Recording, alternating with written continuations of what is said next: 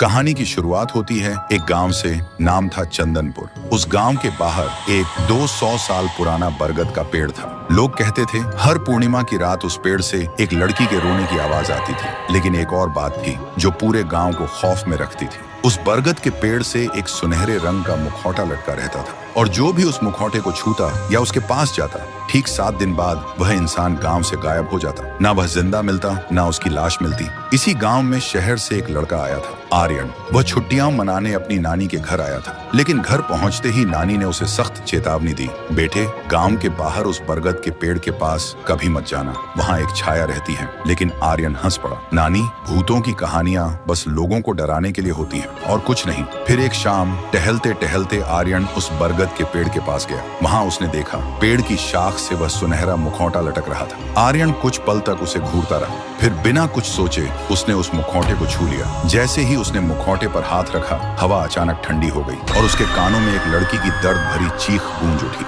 आर्यन घबरा गया और गांव की तरफ भाग गया। उस रात आर्यन को नींद नहीं आई। उसे लग रहा था जैसे कोई उसके कमरे के बाहर खड़ा हो जो चुपचाप उसे देख रहा हो। अब उसके दिल में भी मौत का डर घुलने लगा था। फिर सुबह आर्यन ने गांव के सबसे पुराने पुजारी से पूछा, बाबा, उस बरगद के पेड़ का सच क्या है? सुनते ही पुजारी डर से कांपते हुए बोले, बेटा, उस पेड़ से दूर रहो, वह पेड़ नहीं, एक जागा हुआ श्राप है। आर्यन ने कहा, क्यों ना एक बड़े अघोरी को बुलाया जाए, शायद वह इस श्राप को खत्म कर सके।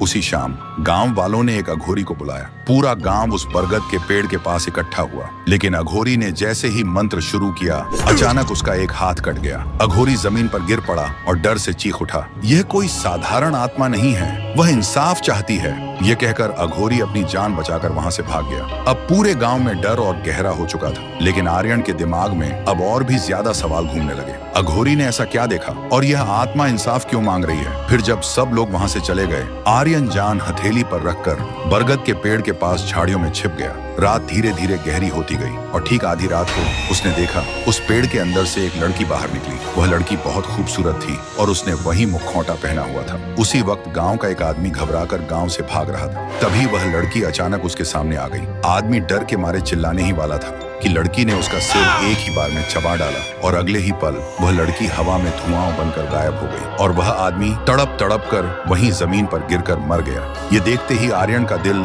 जोर जोर से धड़क रहा था। अब उसके दिमाग में बस एक ही सवाल घूम रहा था, यह लड़की कौन है और इतनी बेरहमी से लोगों को क्यों मार रही है? क्या यह कोई श्रापित आत्मा है या किसी पुराने पाप का बदला? तो दोस्तों, उस बरगद के पेड़ में छिपी वह लड़की कौन है और वह लोगों को क्यों मार रही है? यह राज अगर आप भी जानना चाहते हो तो कमेंट करो पार्ट 2।